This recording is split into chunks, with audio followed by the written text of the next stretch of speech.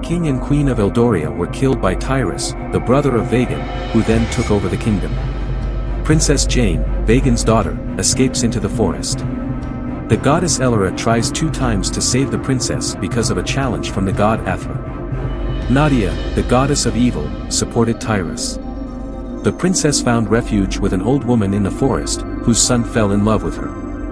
Elora used a magic mirror to see who Tyrus's enemy was, and it showed Tyrus's wife. When time went backward, it revealed that Tyrus and Nicol were friends when they were young. Nicol is in love with Lewis, and Nicol introduces Lewis to Tyrus. Tyrus, mesmerized by Lewis's beauty. Tyrus takes Nicol with him to battle against a tribe and secretly killed him. The king Vagan knows about Nicol's death through a spy.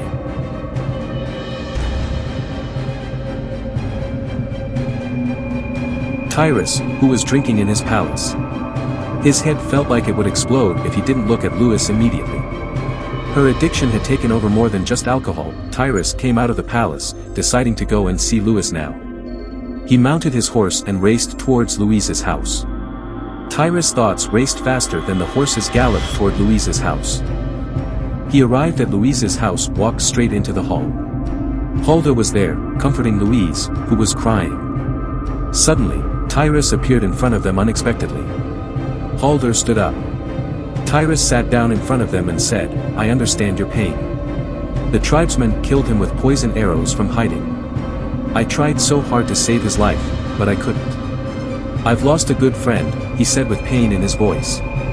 Louise looked up at him, her eyes filled with rage. "Murderer, you're putting on a show after killing," she thought to herself. Tyrus comforted Louise, saying, "Don't worry, you'll find someone better than Nicol." Tears filled Louise's eyes. Seeing her tears, Tyrus thought, it's not a good time to talk to her. He then went to Hulda and said, "Hulda, don't worry. I'm sure your daughter will be fine," and he left the house. All the fairies who were watching Louise's story in the mirror felt sorry for Louise. "Tyrus is so cruel," Elora told her fellow fairies. The wise fairy said, "It's not surprising, since he's the one who killed his own brother's family. That's just who he is." Again the fairies started staring at the magic mirror. In the palace, on the grand dining table, there are many dishes. King Vagan is eating with his wife and Princess Jane. Suddenly, Tyrus enters. King Vagan noticed Tyrus and invited him to join them for a meal.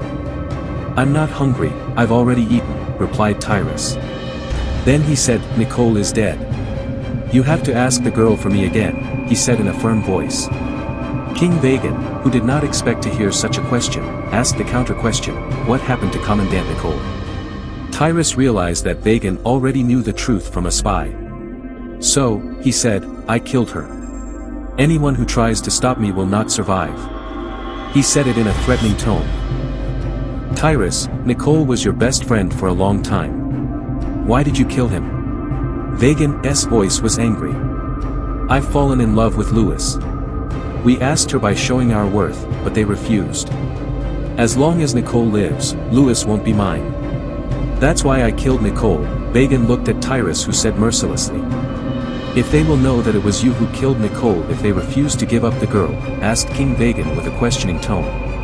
"Next, I will kill her father, Hulda, and take her as she stands without support.